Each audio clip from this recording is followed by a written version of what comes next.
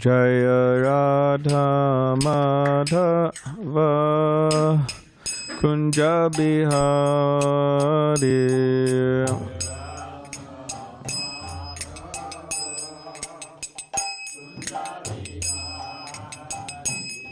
Jaya Radha Madhava Kunja Bihari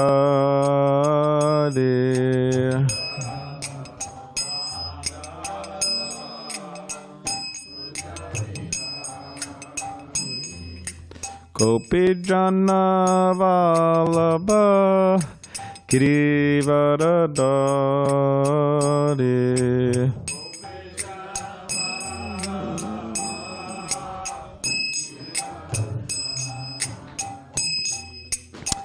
Gopi Jana Vallabha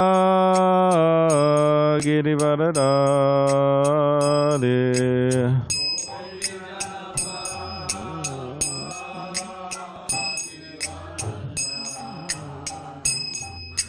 Yashoda Nandana Brajajana Ranjana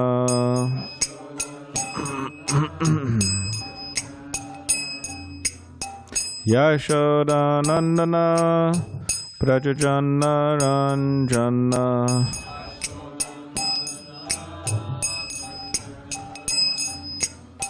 Yamuna Tira Vanachari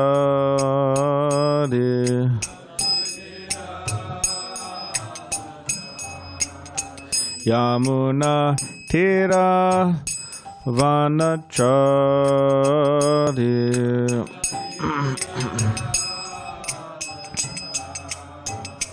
Jaya Radha Madhava Kunja Bihari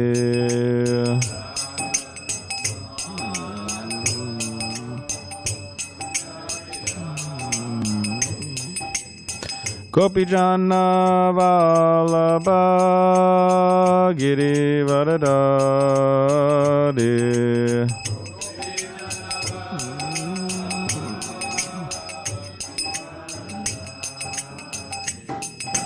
Yashoda Nandana Brajajana Ranjana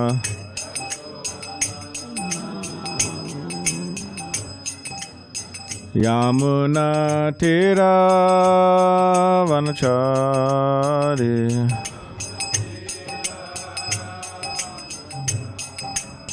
Yamuna Tira Vanachari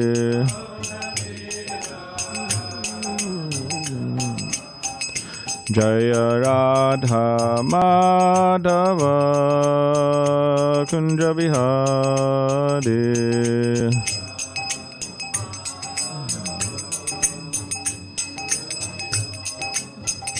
Jaya Radha Madhava Kunja Bihari Madhava Kunja Bihari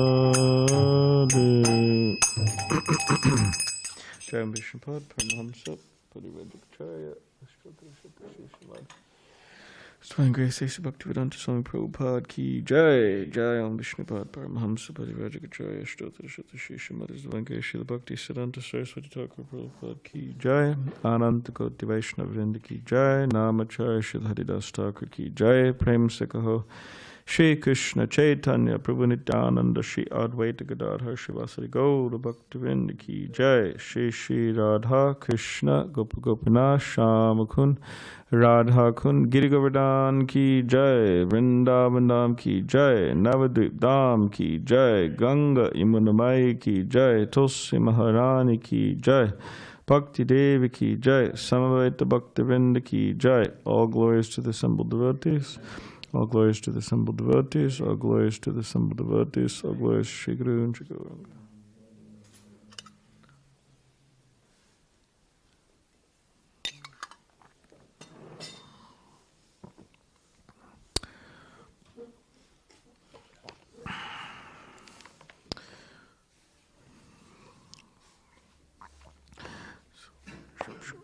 Eighth Canto, chapter 16, text 24. The chapter is titled The Pile Vrata Process of Worship. Om Namo Bhagavate Vasudevaya. Om Namo Bhagavate Vasudevaya. Om Namo Bhagavate Vasudevaya.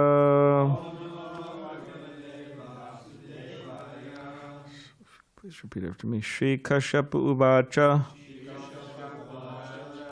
Etan me Bhagavan Prishtaha Praja Kamasya Padmaja Yad Aha Te Pravakshami Vratam Keshava Toshanam Shri Kashyapa Uvacha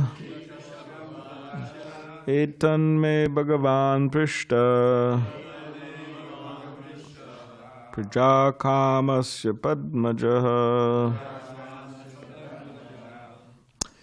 Yad aha te pravikshami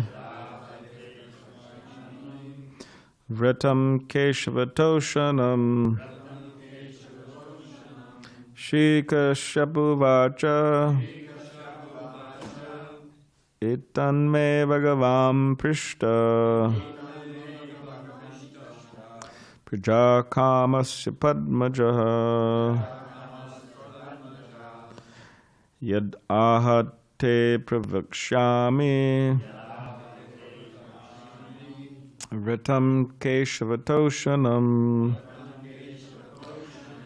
Shri Kashyapa Uvacha Etan me Bhagavan Prishta Prajakamasya Padmajaha Yad aha te pravikshami Vratam Keshavatoshanam Shri Kashyapa Uvacha Etan me Bhagavan Prishta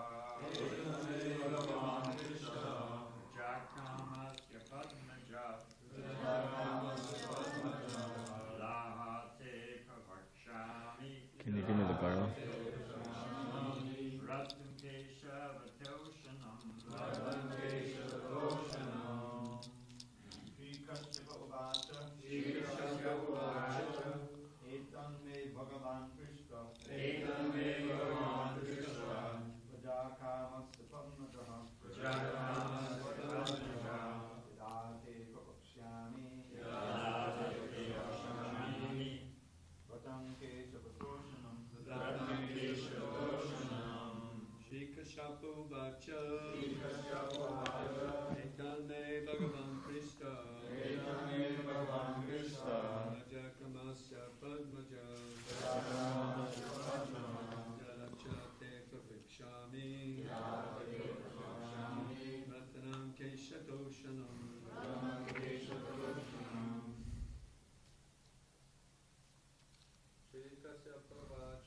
Shri Kashyapa Uvacha Etan me Bhagavan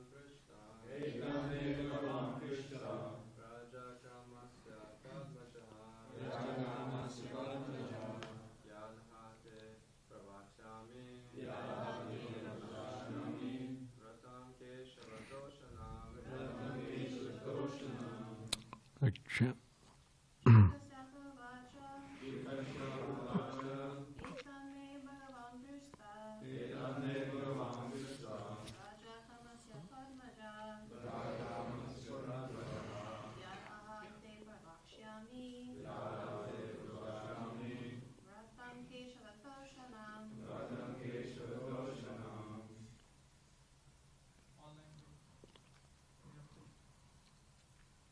I'm just waiting a moment to see if anyone else on this side would like to chant. Shri Kashyapa Uvacha Etan me Bhagavan Krishna Prajakamasya Padmajaha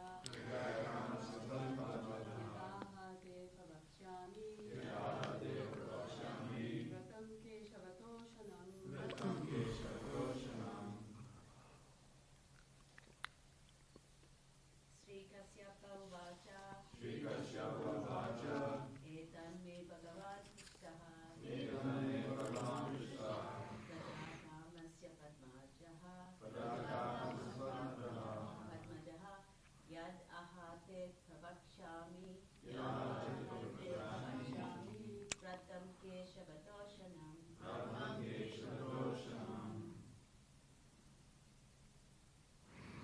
Any online reciters? Shri Kashyapa Vacha Etan me Bhagavan Prishta Raja Kamasya Padmajaha Yadahate Prabhakshami Vratam Keshava Toshanam. Shri Kashyapa Vacha Etan me Bhagavan Prishta Raja Kamasya Padmajaha Yadahate Pravakshyami Vratam Keshavatoshanam.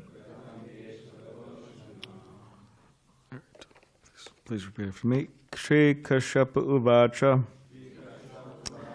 Kashyapa Muni said, Etat, this, me, by me, Bhagavan, the most powerful, Prishta, when he was requested, Praja Kamasya, desiring offspring, Padmajaha, Lord Brahma, who was born of a lotus flower. Yet, whatever. Aha, he said, Te, unto you. Pravakshami, I shall explain. Vratam, in the form of worship. Keshavatoshanam, by which Keshava, the Supreme Personality of Godhead, is satisfied. Translation. Shri Kashyapa Muni said, when I desired offspring, I placed inquiries before Lord Brahma, who is born from a lotus flower. Now I shall explain to you the same process Lord Brahma instructed me, by which Keshava, the Supreme Personality of Godhead, is satisfied. Purport. Here, the process of devotional service is further explained. Kashyapa Muni wanted to instruct Aditi in the same process recommended to him by Brahma for satisfying the Supreme Personality of Godhead. This is valuable. The Guru does not manufacture a new process to instruct the disciple. The disciple receives from the Guru an authorized process received by the Guru from his Guru. This is called the system of disciplic succession. Evam parampara praptam imam rajashayo viduhu. This is the bona fide Vedic system of receiving the process of devotional service, by which the Supreme Personality of Godhead is pleased. Therefore, to approach a bona fide Guru or spiritual master is essential. The bona fide spiritual master is he who has received the mercy of his Guru, who, in turn, is bona fide because he has received the mercy of his Guru. This is called the parampara system. Unless one follows this parampara system, the mantra one receives will be chanted for no purpose. Nowadays, there are so many rascal gurus who manufacture their mantras as a process for material advancement, not spiritual advancement. Still, the mantra cannot be successful if it is manufactured. Mantras and the process of devotional service have special power, provided they are received from the authorized person. Om Jnaniti Vedandasya Garanjana Shalakaya Chakshulanmaditamena Tasmai Shri Gurave Namaha Karmakarivachalang Pangamlanga Tekademic Kipatamaham Vande Shri Gurun Dinitaranam Bancha Kapadribhishcha Kripa Sindhabevacha Patitanam Pavanebhyo Vaishnavebhyo Namaha Jai Shri Krishna Chaitanya Prabhupada Shri Advaita Gadadhar Shivasadi Gaura Bhaktivinoda Hare Krishna Krishna Krishna Hare Hare Hare Rama Rama Rama Hare Hare. Okay, translation once again. Sri Kashyapa Muni said, when I desired offspring, I placed inquiries before Lord Brahma, who is born from a lotus flower. Now I shall explain to you the same process Lord Brahma instructed me, by which Keshava, the Supreme Personality of Godhead, is satisfied.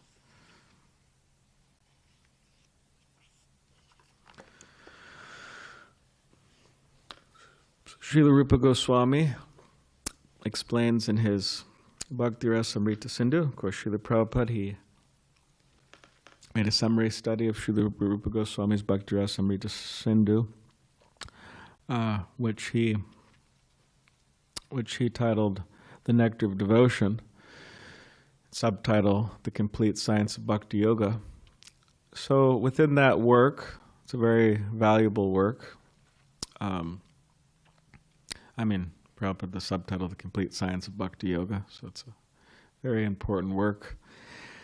Rupa Goswami explains different stages of bhakti. He explains pure devotional service. And in explaining that, all these different things, these different topics, he makes the point that pure devotional service has to be free from speculation, from, in other words, concocted, something that we concoct. It has to come from Scripture. Devotional service, or the Krishna consciousness, the practice of it, how we engage in it, has to come from Scripture.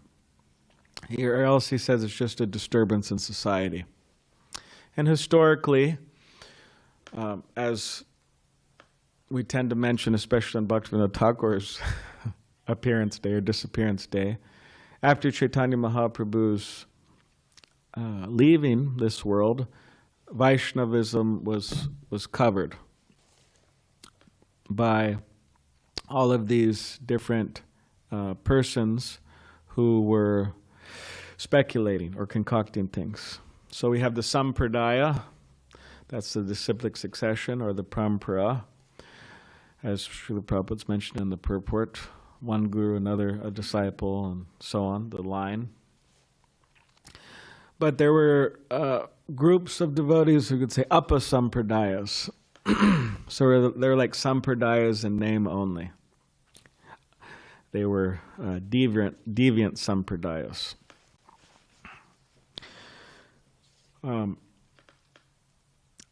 So when we talk about pleasing Krishna, because here Kashyapa Muni, he's telling his good wife, I will give you this process that Lord Brahma gave me, by which you'll be able to satisfy Krishna. So when we talk about satisfying Krishna, there's a way. There's a way to satisfy Krishna. After all, Krishna's a person.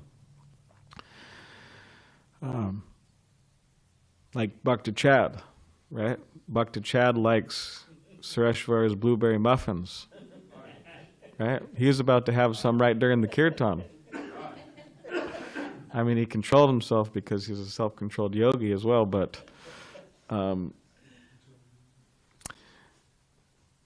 he likes that.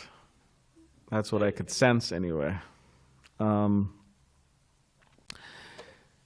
So similarly, just as Bhakti Chad has likes and just has, we all have likes and dislikes, so Krishna also has likes and dislikes. He likes certain things. Krishna likes wearing a peacock feather. He could have chosen any other feather, someone could argue, but he likes wearing a peacock feather. Krishna plays a flute. He could have Played the tuba. Yeah, could have played something else. But he wanted so he likes playing the flute, and so on. So there's things that Krishna likes. Or like Chaitanya Mahaprabhu. Chaitanya Mahaprabhu, he especially liked what's called like shak, which is like a spinach. That's what he liked. He could have liked other things, but he likes shak, spinach. And in Bengal, apparently, you could go to the market there, and there's so many different types of spinach. You know, this spinach, that spinach, so many different types. So we may only know of one or so, but there's many types of. So he really liked that. And devotees who were serving him, they understood that. And then when they'd invite Chaitanya Mahaprabhu over, it said they'd make all different types of these shak, all different types of these preparations, because he liked them. So when we talk about satisfying Krishna, we have to, there's a certain process to do that. Just as also when we're serving our spiritual master, when we're serving any devotee, we have to, if we really want to serve them, we should serve them according to their preference. So classically, it's brought up, the Guru says, I'm thirsty. Can you please bring me a glass of water? So classically, the disciple runs to the kitchen, utsaha, great enthusiasm, right? Good. Runs to the kitchen. And then he gets a container of milk and he pours it in the pot and he starts heating it up. 5 minutes goes by, he puts turmeric in there, some jaggery, right? Nice. So he comes back and he gives the Guru this hot cup of milk, and the Guru naturally says, "Well, I asked you to give me water. What is this about?" And the disciple says, "Well, milk is better, and this is our own, ahimsa milk, and I thought I really wanted to make you happy by this milk, so I brought you milk." But we could see how it's not what the Guru wants. It's like a concocted something from the disciple. Of course, this is a simple example, but it could get really interesting. I mean, it could get very interesting. Ask anyone who's been a guru for a long time. It could get very interesting what people come up with.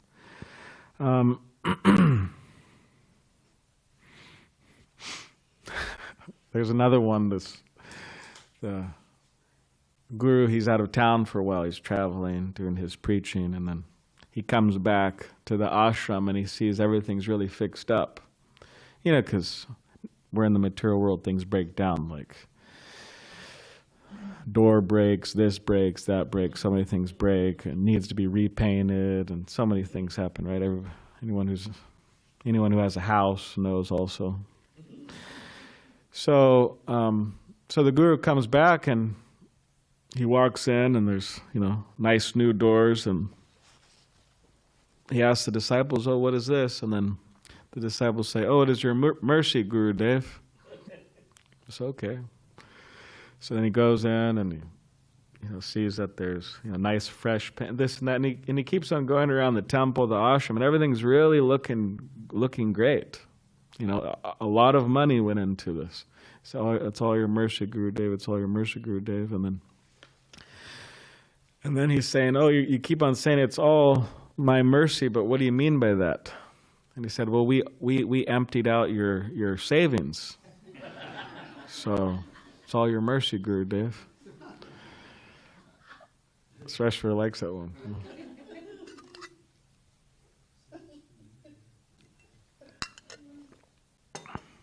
So it's like a concocted thing. Like they're serving the spiritual master. They're fixing up the ashram of the Guru. They're doing everything.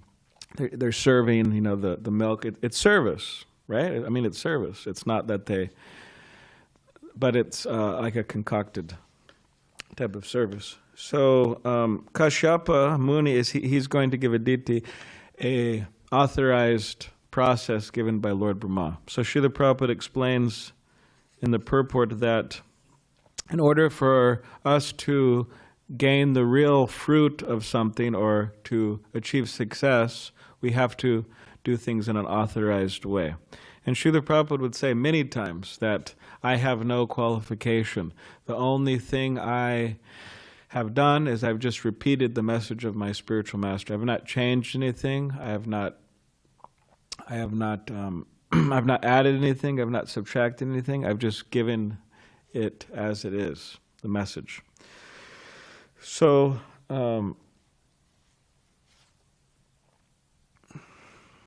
and part of the message of Krishna consciousness, a very important part that we read over and over again in Srila Prabhupada's books, that we hear him say over and over again, that we hear devotees say over and over again, is that one should accept a guru, one should accept a teacher, spiritual teacher, a guide.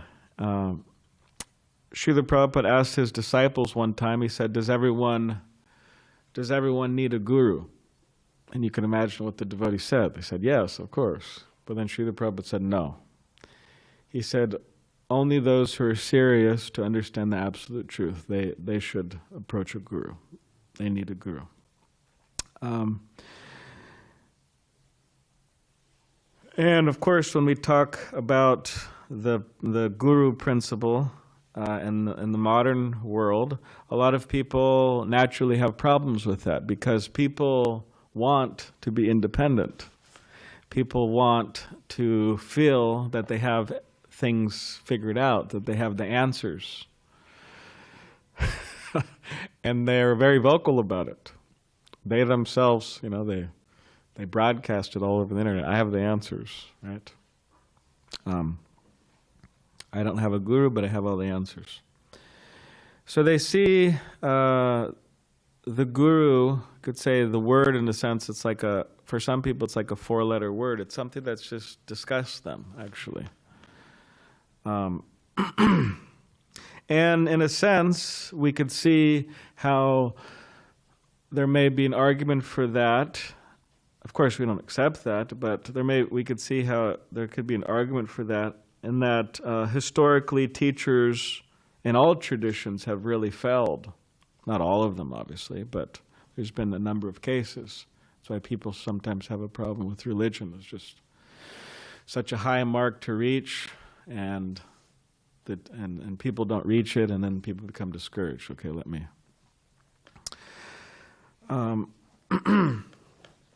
So we have hypocrisy, or we have weakness, or sometimes it's just, as Srila Prabhupada would say, rascal gurus, or just cheating gurus.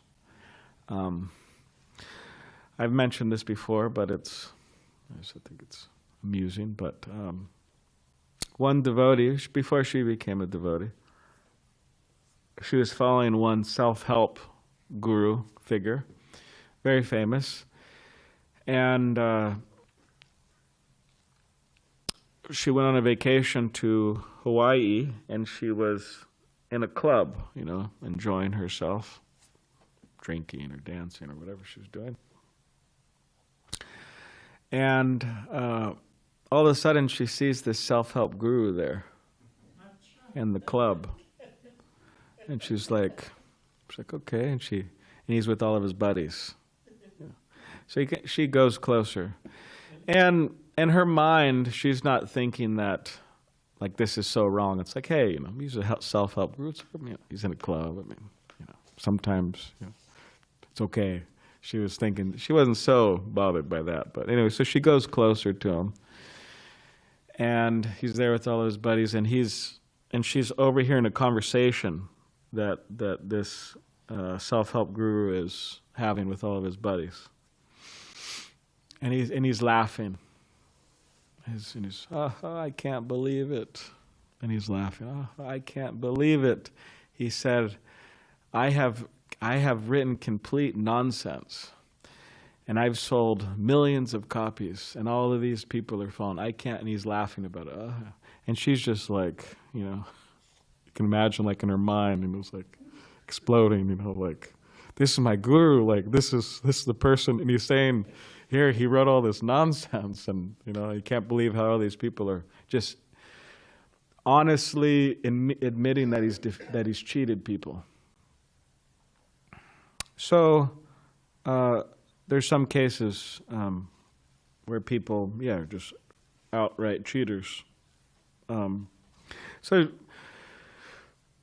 she became a devotee, and she would tell devotees this sometimes.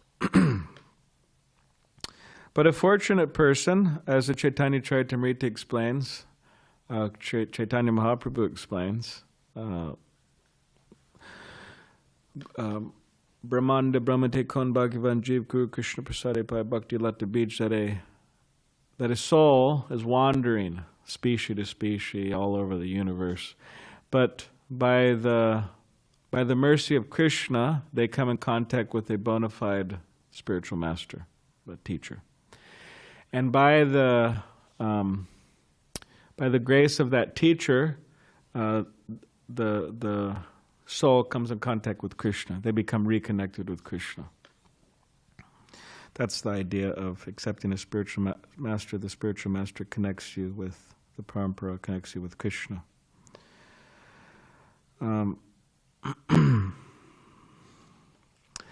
And we hear of the bona fide spiritual master in the song we sing in the morning. The song that is recited every morning in all the temples in the world, Hare Krishna temples in the world, Samsara Dhavana Lita Loka, that the spiritual master is putting out the fire of material existence. And Srila Prabhupada explains, it's the fire within the heart, the fire of anxiety. So like a cloud, he is raining, this analogy, but raining, and he's extinguishing that fire through the instructions, through his example, and so on. And where is this coming from? It's coming from the ocean of Krishna. So that's where the spiritual master is getting their whatever they have. They're empowered by Krishna. It's not their own power. And they give the disciples a wonderful process, the process of hearing and chanting about Krishna.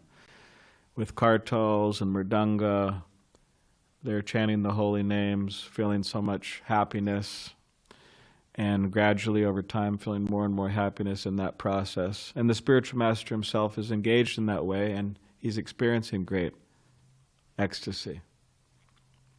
Sometimes as the song of the crying, hair standing on, all of these things. The spiritual master also gives us the process of deity worship. Where would people be without deity worship? Sometimes we may not think about that, but deity worship is one of the, although it's not the process for the age of Kali, it's one of the most potent forms of devotional service. There's 5. Hearing the from Rupa Goswami, Bhakti Rasamrita Sindhu. Hearing the Bhagavatam, chanting the holy name, associating with devotees, residing in a holy place, and engaging in deity worship with great awe and reverence. So the spiritual master, he's engaging the disciples and dressing the deities, cleansing the temple. Srila Prabhupada would also teach the devotees. That's how devotees learn. Srila Prabhupada taught them how to dress, how to offer arti, how to clean. And from that, there's bhoga offered to Krishna. So the spiritual master is very happy seeing the devotees taking prasadam. So in this way, there's the authentic description of the spiritual master, and how, what he does, and how we're meant to see him, and how we're supposed to respect him.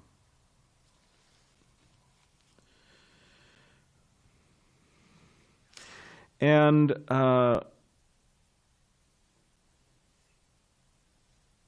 part of us making advancement is, again, to approach, but approach in the right way, and to serve and inquire from, and so on.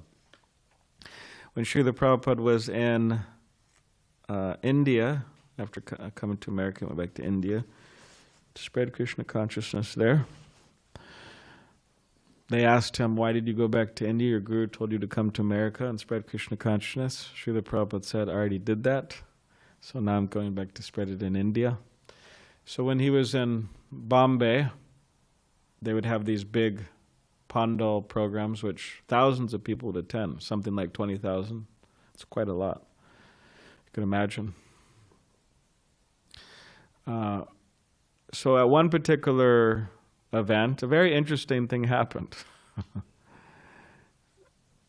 which God knows why he was in India and what he was doing, I don't know, but some young man, Western American man, he looked kind of rough, according to maybe most people's perception, but he had like these chains and he had this vest and with his chest showing and kind of very aggressive looking person and kind of like maybe like a biker or something.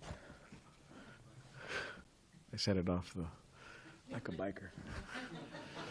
I want the bike. We have some biker devotees, so. But looked like a kind of intense guy, aggressive guy.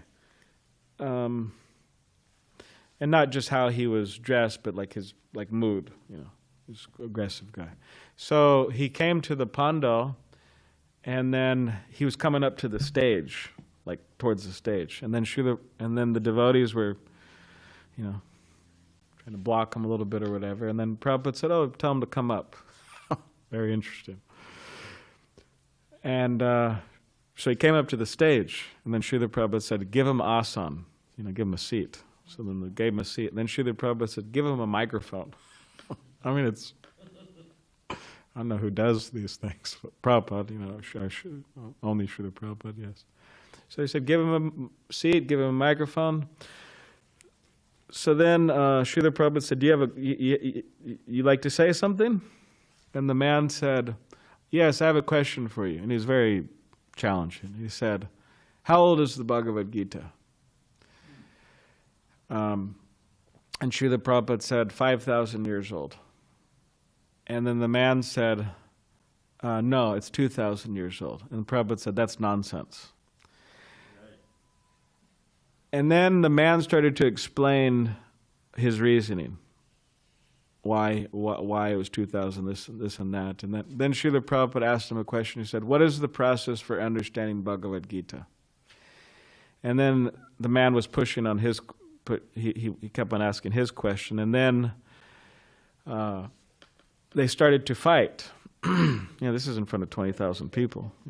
And the man was saying, "You answer my question about how old is the Bhagavad Gita?" And then Prabhupada said, "No, you answer my question. What is the process for understanding Bhagavad Gita?" So they're going back and forth.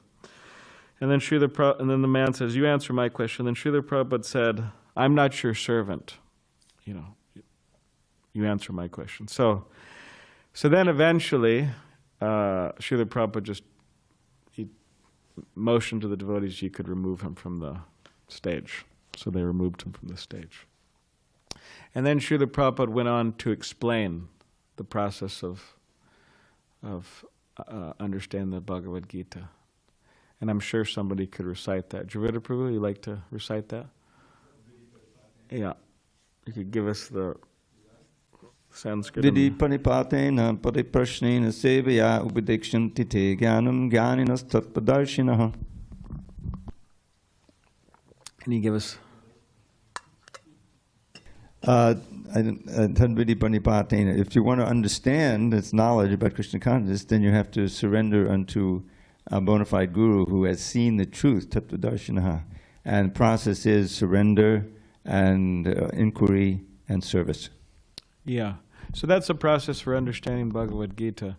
And Srila Prabhupada personally demonstrated there that you can't understand with the wrong attitude. The unsubmissive attitude, you can't understand. You'll never get the result of Krishna consciousness with that attitude. So naturally in the crowd, we understand, people. Some people agreed with Srila Prabhupada, and some people didn't. And there's quite a few people who didn't.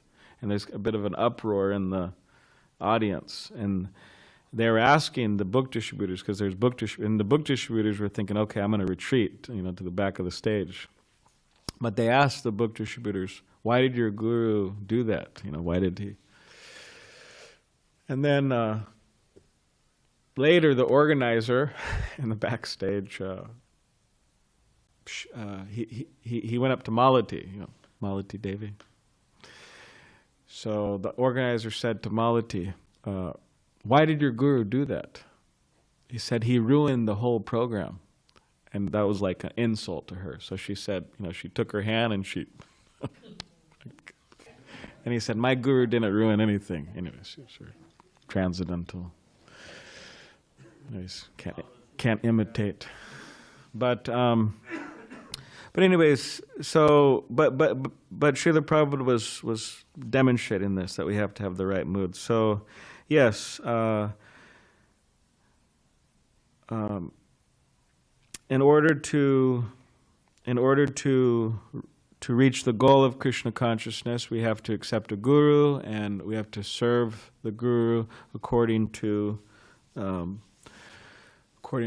scriptural injunctions, as well as Krishna, and by doing that, we can be successful.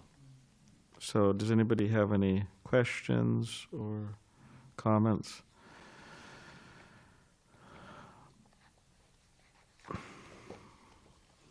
I found it interesting in this verse how that Kashyapa is saying, when I wanted to have children, this is what I did. So it worked for me, so it can work for you. Yes. There's a microphone there. Nobody else is.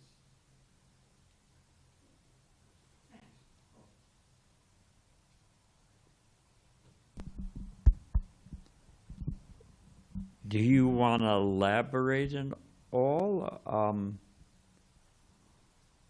30,000 people, 20,000, but there were programs that Prabhupada had 30,000. So why did he lose his cool, as some might think, in front of that audience? It seems like he's peace, peace, shanti, shanti. What's he becoming angry about? It means he can't control his senses. We read in Bhagavad Gita that anger opens the gates to hell. Well, in preaching field, a teacher can utilize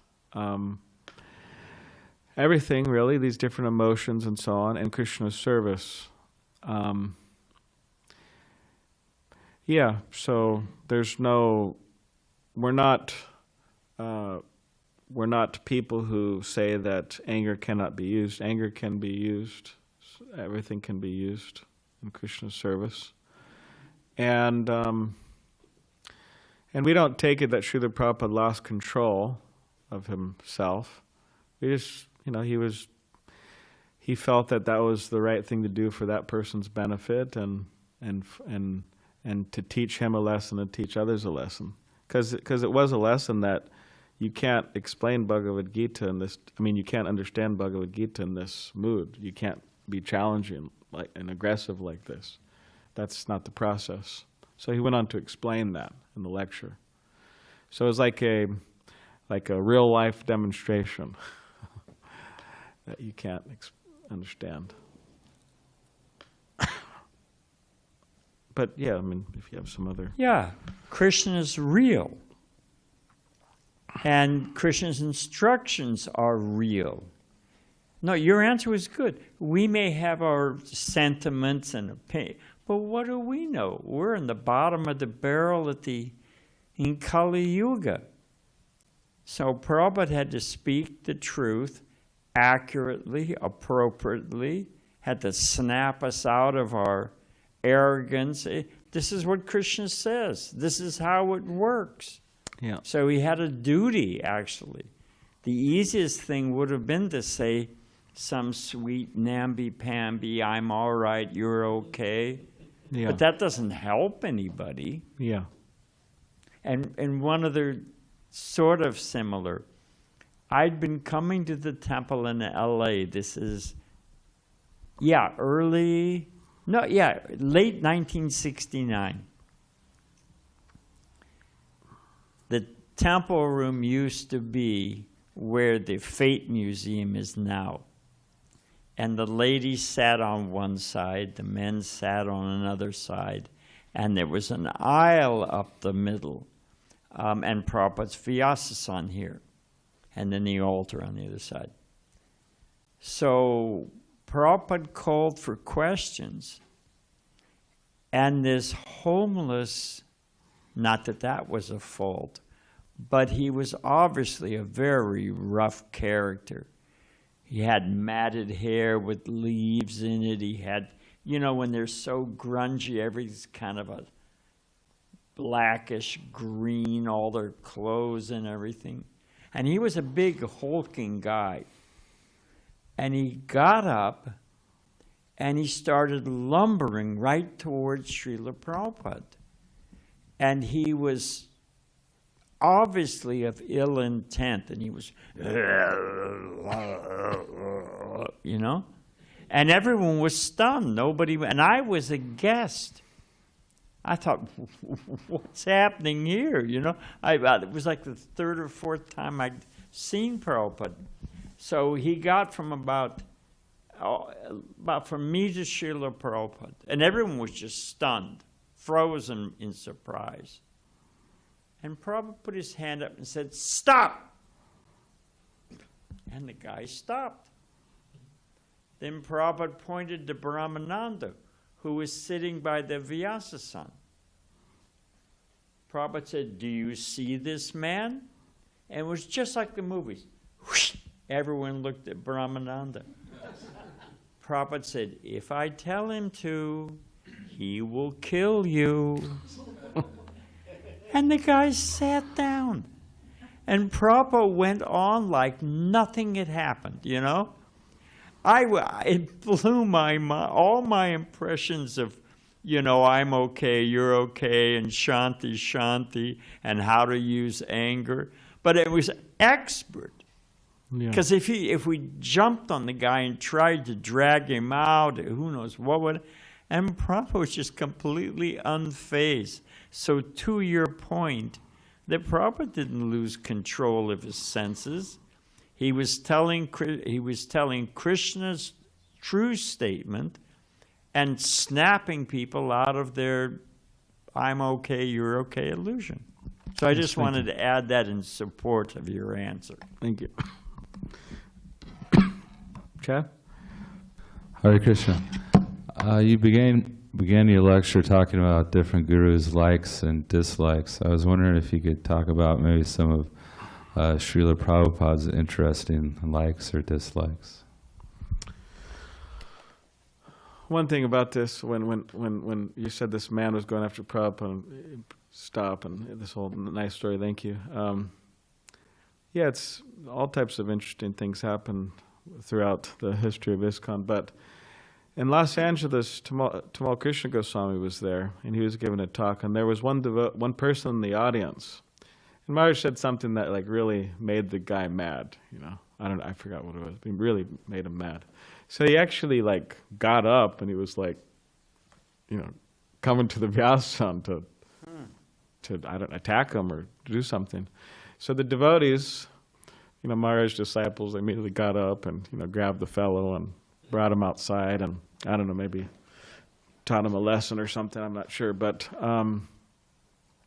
interesting enough is that person actually later got initiated by Tamal Krishna Goswami, and he became a very good devotee. He's still there. He's in Houston, Sarvabhauma Prabhu. Very intelligent, very nice devotee. Yeah, so Guru Bhakti's husband. But anyways, well, in terms of Srila Prabhupada's likes, Srila Prabhupada had his prasadam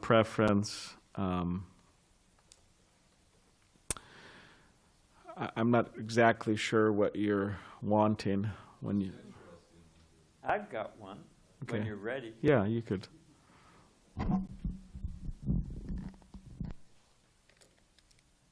Srila Prabhupada used to take a nap after his lunch. And then around 4 o'clock, they'd bring the afternoon offering.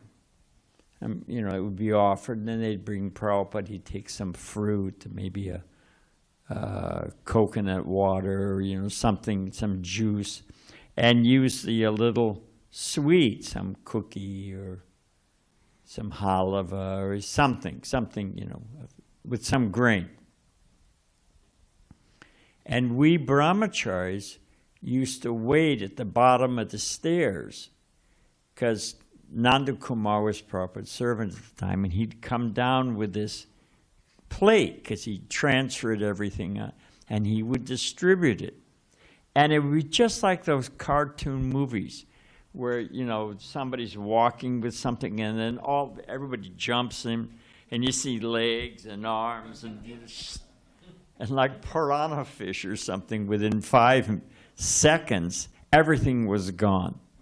And we used to wait. You know, he would come down if we were at the temple and like that. So one time Nanda Kumar went in to pick up, you know, whatever Prabhupada, because Prabhupada didn't eat that much. And there were sugar cookies. The Prabhupada liked, take this macrobiotic. Prabhupada liked white flour, butter cookies. Like, I don't know what they're called. You know, that's all they are. It's white flour, sugar, and butter. Nice, crunchy cookies. And they had peanut butter frosting. These particular, you know. And Prabhupada had licked the frosting off and left the cookies. He just licked the frosting off, you know.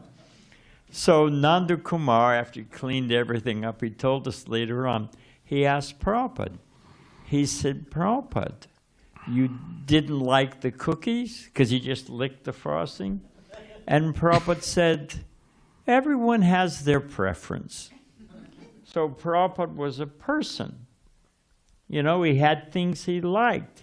He liked Malati Devi's cooking. He liked bitter melon with eggplant, but not too slippery, he said, you know. So Prabhupada had preferences. He was a person.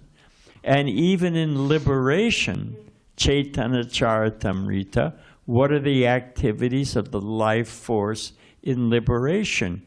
When we become liberated, mukta, we don't all become merged into one big ball, and we don't all think alike. And, you know, some people are shy, some people are bold, some people are gentle. We all have our natures, even in liberation. And that's what makes it sweet. So Prabhupada was a person. Yeah, in Srila Prabhupada's childhood, he used to really like kachoris, and that carried on throughout his life. But he would like them, and he'd keep them in his pockets or whatever, you know. So they would call him kachori mukha, which means kachori face, you know. So, all right, any last comment online? Or we could ask if there's a comment online or a question. I have a question. Okay, shoot. Yes, Balaram Prabhu, thank you very much. You're most kind. Dandavat pranams. Prabhu, the last sentence of the purport goes as follows. Quote, mantras and the process of devotional service have special power. Close quote. So, based on this quote, my question would be, what is the meaning of special power in the context of this quote? Well, we see that there's materially powerful people.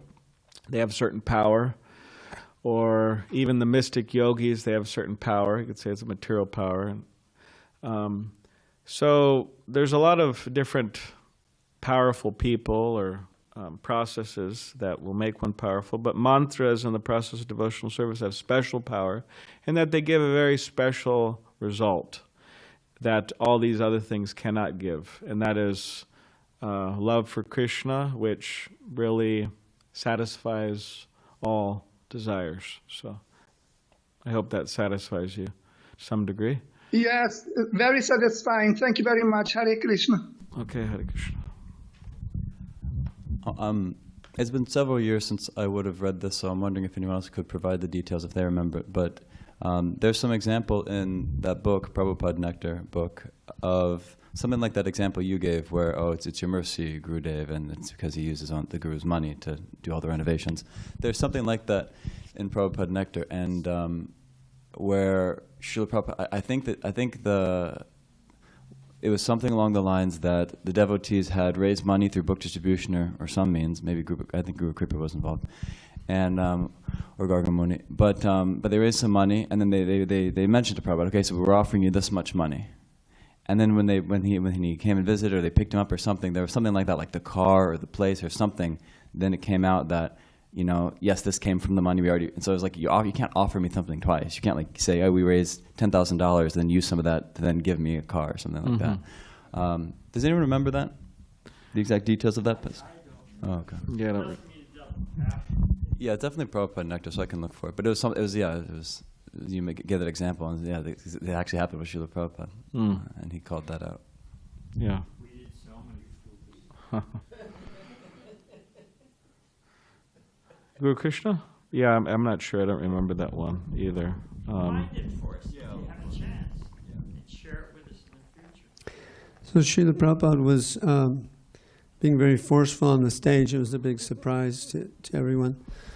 But he was teaching the audience. He was also teaching his disciples, and we would hear powerful preaching when we first joined in 1978, but we don't hear so much powerful preaching anymore. And Depends on who you listen to.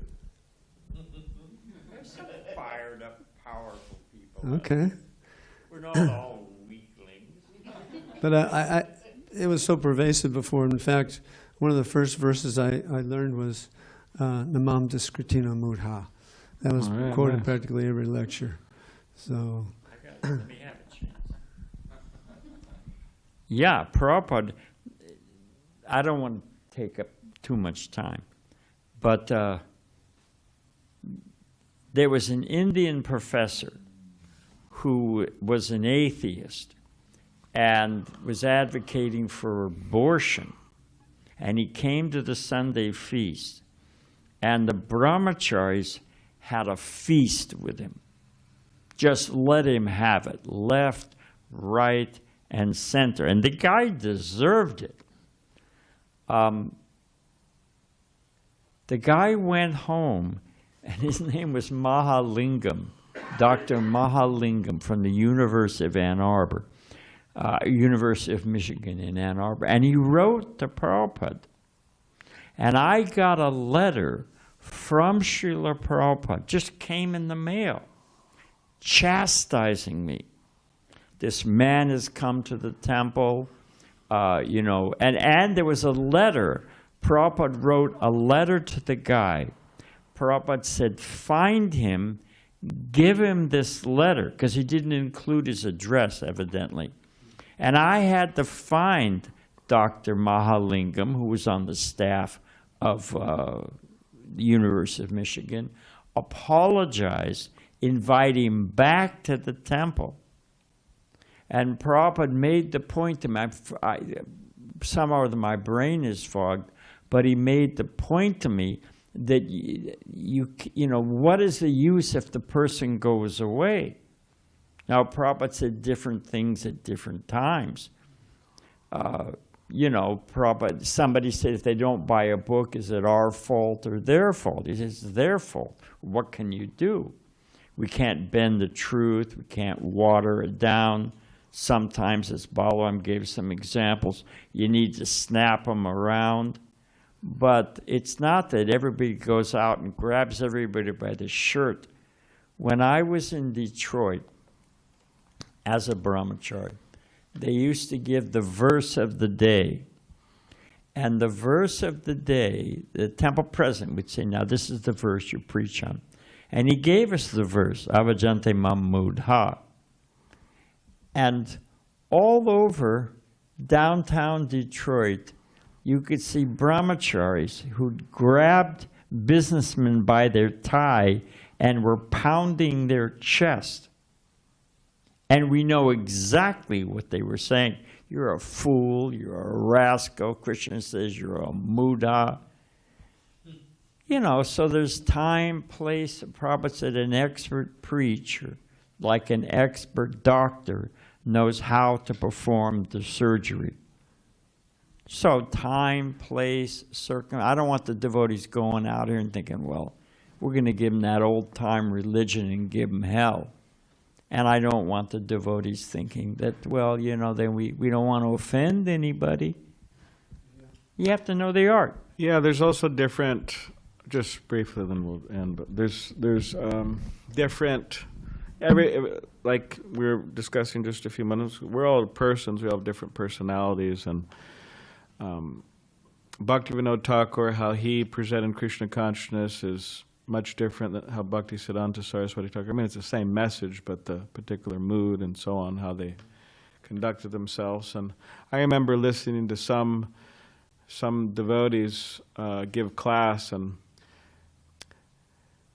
you know, they're not like, they don't raise their voice, or you know, they're not like speaking fast or like kind of like, you know, displaying any of this type of thing, this type of mood. But I remember seeing devotees, but you know, they're kind of calm and quiet and, you know, speaking kind of slow, but they give like really intense, like, you know, kind of heavy classes, but in a very sweet way. It was very interesting, like externally. So we're all persons, and yeah, as Bhajanarayan Swami says, we have to be careful. One Prabhupada disciple asked Srila Prabhupada about preaching to the scientists. And he said, should I call them out and this and that? And Srila Prabhupada said, oh no, you should be a gentleman. Interesting. Anyways, we'll stop there. Grantaraj, Srimad Bhagavatam. I got one more. I can't resist. On the other side, the Gaudiya Math, this is Srila Bhakti Siddhanta Saraswati Thakur. The Gaudiya Math, and he was at Chaitanya Math there in Mayapur. They had a program they went to once a year, and it was a Ramakrishna mission. And it was a big program. I don't know the number. Prabhupada, when he told the story, didn't say. But there was a big number of people there. And, you know, it was a big program. They collected a lot of donations. They made some members. It was a big deal. There was a young brahmachari, was in the prasadam line. And, well, I guess, yeah, this is how it went. So he was just serving out the prasadam, just a simple brahmachari, serving prasadam in the prasadam line. And one of these, Prabhupada said, you put two Bengalis together, they'll start a fight. You put three together, they'll start a political party. So he's serving out, and somebody asks him, what do you think of Ram Krishna? And the little brahmachari said, my Guru Maharaj says he's a fool and a rascal. And, you know, the guy takes offense and everyone gets excited. It's a huge argument. It's in Bengal. They had to run. They ran back, you know, made it back to the ashram and locked the door with the angry crowd outside. So some of the senior sannyasis grabbed this brahmachari and brought him to before Srila Bhakti Siddhanta Saraswati Thakur. I heard Prabhupada tell this. And they said, oh, you know, he's ruined our program. We'll never go back. This upstart, immature brahmachari was just giving him the sauce. In front of Srila Bhakti Siddhanta Saraswati Thakur. Bhakti Siddhanta Saraswati Thakur said, what did he say? And he asked the brahmachari, what did you say? And he said, well, I said that you say he's a fool and a rascal. And he said, very good. And that was the end of the conversation, you know.